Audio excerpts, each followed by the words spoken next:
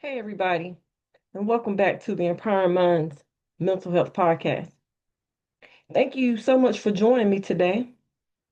I appreciate you, and I truly don't take it for granted for those who have been supporting me this entire time of the podcast.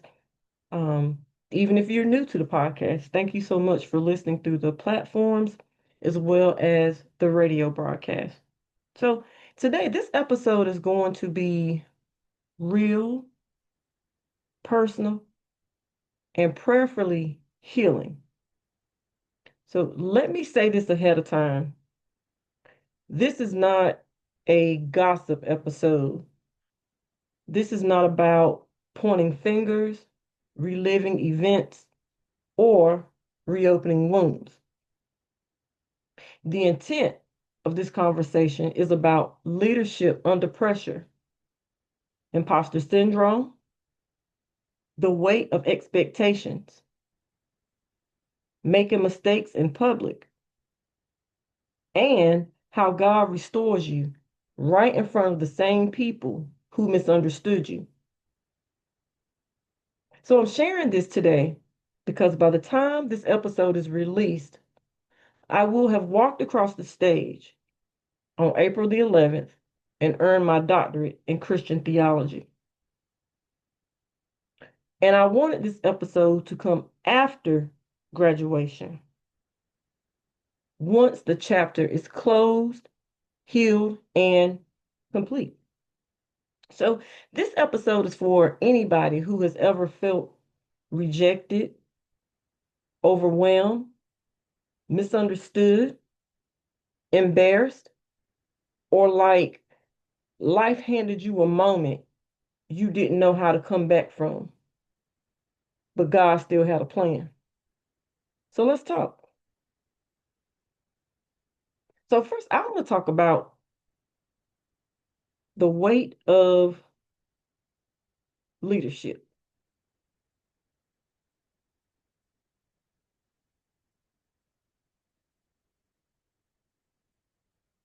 When I stepped into public leadership, especially as a Black woman, I had no idea the mental, emotional, and spiritual weight that came with it. So sometimes when you're the first or the only in the room, the pressure is different. So you're not just representing yourself, you're representing everyone who looks like you. See, people see the title, people see the seat, people see the vote. But what they don't see is the pressure, scrutiny, expectations, loneliness, and constant second guessing. And every leadership opportunity will expose every insecurity you didn't even know was sitting in your spirit, or at least in my case. See, I wasn't trying to be perfect, and I wasn't trying to impress anyone. People would always say, oh, you're political based, or you're an elected official, you're a politician. And I was like, no, I just want to serve. I I never looked at it in that aspect. Again, the only thing I wanted to do was serve. But sometimes leadership will test you in ways that private life never could. So follow with me on this journey because next I want to talk about imposter syndrome because no one wants to talk about it, right? So I want to talk about imposter syndrome because so many of us deal with it quietly, or we have dealt with it quietly. And let me just tell you that imposter syndrome doesn't mean you're unqualified. It means you're in a space where you feel the need to prove that you belong, even with all the education, professional experience, community involvement, even with a good heart. I still felt like I had to be perfect. I still felt like I had to be 20 steps ahead. I still felt like one mistake would make people judge me differently. And that kind of fear and pressure, it can make you protect yourself in ways that are not always wise, but they come from survival, not arrogance. Imposter syndrome will make you feel like you have to earn your right to breathe in a room. And that's exactly where I was. So, the breaking point of it all, and I won't go into details because that's not what this episode is about, but I had reached a breaking point mentally, physically, spiritually. Behind the scenes, there was so much happening: racism, harsh criticism, unfair scrutiny, threats, social media accounts being doxxed, feeling unsafe, feeling alone, being watched, feeling like anything I did would be twisted. And my body broke down before my spirit did. I was having heart scans, brain scans. I was in and out of the doctor's office and emergency rooms all the time. So I was born with Klippel-Feil syndrome type 1, or congenital fusions of the neck. So I've always had issues with joints in my neck and spine. But my joints began to hurt out of control, something that I had kind of had under control for multiple years. So as a result, those things turned into osteoarthritis, and it spread it to my shoulders, my hips, my knees, my toes, and my hands. My mind was tired. There were many nights that I couldn't sleep.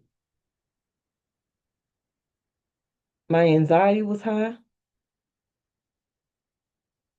Depression returned after about 16 years or so without medication.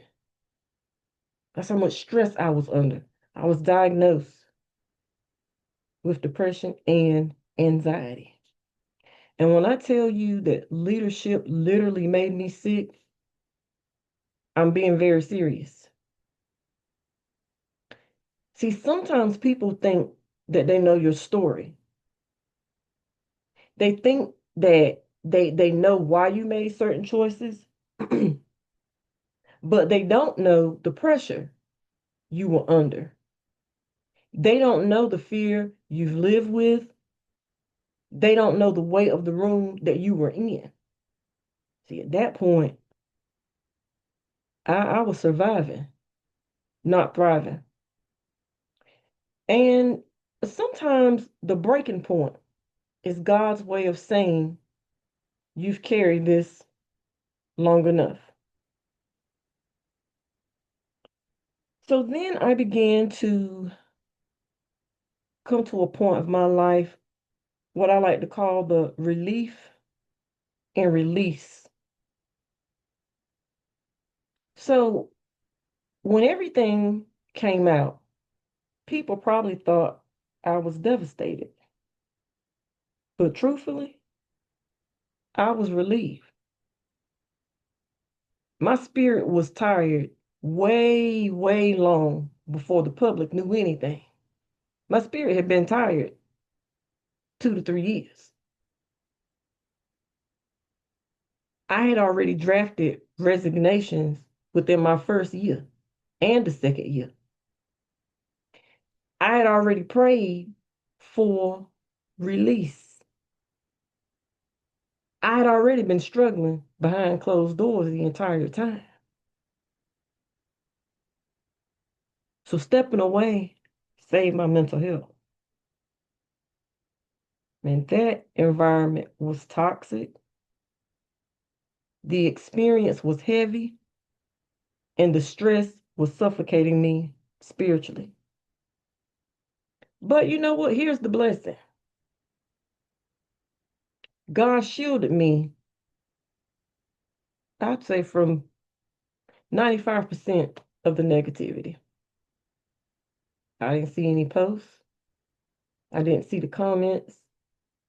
I didn't see the dragging. I didn't see what people said.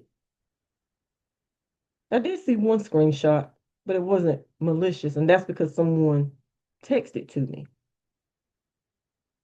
She acknowledged my work, my intelligence, and my contributions.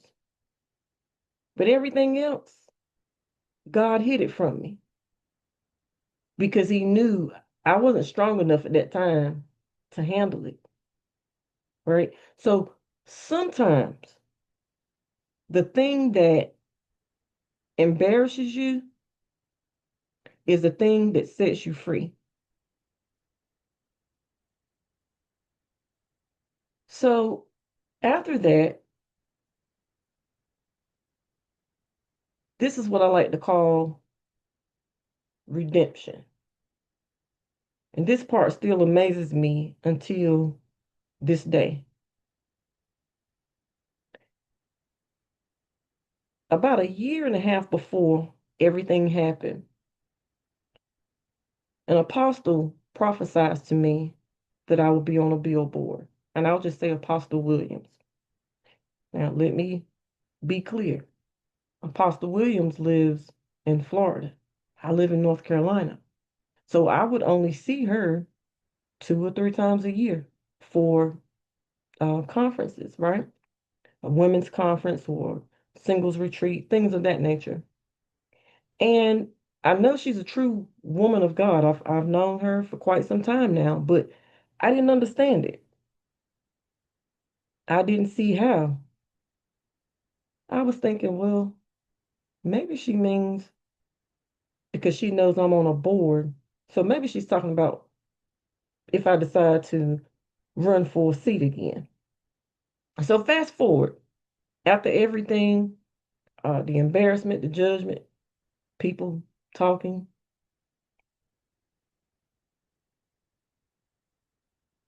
God placed me on the NASDAQ billboard in Times Square. My face, not only once, but twice. I had to go back and look at the YouTube video again. And I noticed that I was up there twice. No one else in my cohort was up there twice. So on the NASDAQ billboard, it showed my face, my story, my business, my achievement. And that wasn't luck. That was not coincidence. That was God's way of saying, your story is not over. Now watch me restore you in public.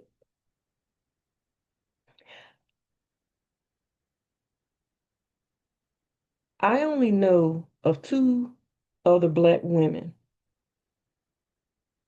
one from Mount Olive, and that's my friend Dr. Tina Wheeler, and from my home county, Wayne County, Dr. Stacy Shepherd.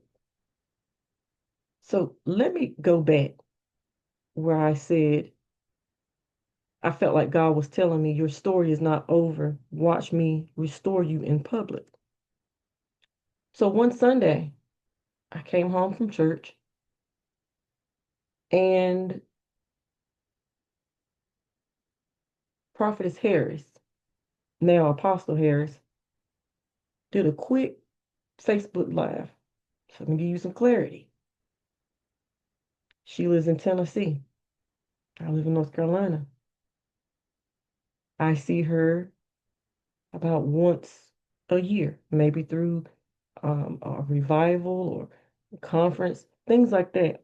But it's not like we talk once a month, once a week or whatever. And I hadn't shared anything with her. And that Sunday, she said, Jennifer, I can't see all the details right now, but God is showing me that He's going to restore you in public. Your character, everything. I don't know what this means, but follow God's voice. And I have been doing my best to do that.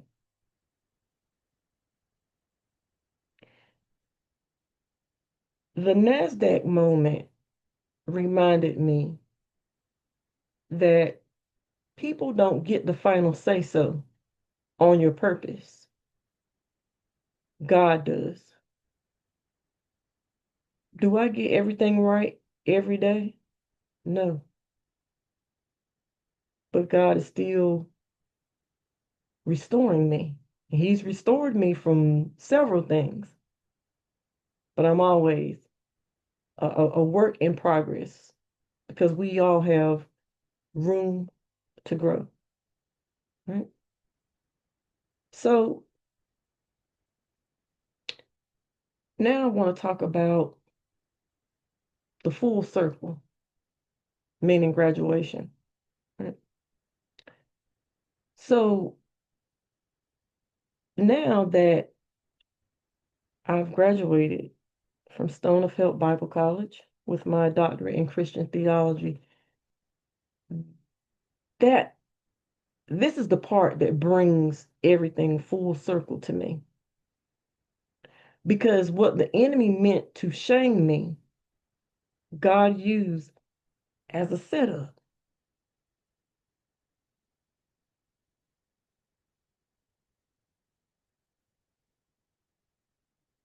I'm still in awe thinking about April the 11th with my support system and my family present.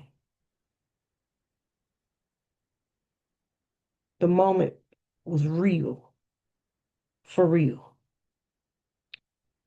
Not as a defense mechanism, not out of fear, not out of pressure, but because I put in the work. I was very strategic. I didn't even tell anyone that I was in school, with the exception of my sister and my son at the very beginning. I told no one. I put in the work, I grew, I healed, and I fought my way back into alignment. See, I realized that God is the GPS. He's my GPS. And it's up to me. It's up to you. If you want to stay in alignment, stay on the right path. If you want to venture off a little bit, you might have some consequences down the line that might not be so favorable. So do your best all the time to stay in alignment. And this is why this podcast episode will be released after graduation, because this chapter needed closure. And now that it's finished, I could tell the story from a healed place. And speaking of, let me talk about my book that's releasing. The book is called Becoming, Mask Off. This book is personal, it's honest, it's transparent, Becoming mask off is about taking off the emotional mask that we wear. You know, the mask where we say, I'm fine, or the perfection mask, or the strong black woman mask, the leadership mask, the I've got it together mask. You know, some of those masks protected me. Some of those masks hid me. Some of those masks kept me from falling apart. And some of those masks kept people from seeing the real me. So, this book is about identity without fear, without shame, without hiding, without performing, without pretending. This book is for the woman who survived something she can't talk about, the leader who feels pressure to be perfect, the person healing from their own decision, the person trying to rebuild after a fall, the believer who forgot that grace still applies to them too. So becoming mask off is me saying, I'm not wearing masks for anybody anymore. I'm becoming me. And I want you to become you without apology, without fear, without the pressure to appear perfect. My healing is in this book. My truth is in this book. And my freedom is in this book. So, for those of you who purchased the book,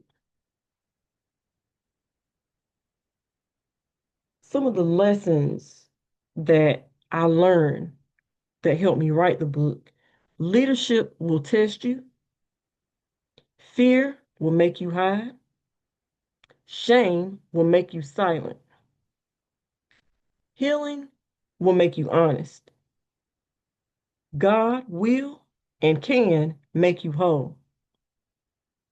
Mistakes do not cancel destiny, and redemption is real. See, your fall doesn't disqualify you. Your past doesn't define you. Your comeback is already written. So as I close today, again, I just want to thank you for listening. Thank you for allowing me to tell this story in a healed, mature, God-centered way. We mess up, but you are allowed to recover. You are allowed to start over. You are allowed to take the mask off. And you are allowed to let God restore you, even in public. This is Jennifer Moore, and this is the Empowering Minds Mental Health Podcast. I'll catch you all on next episode. Peace and blessings to you all.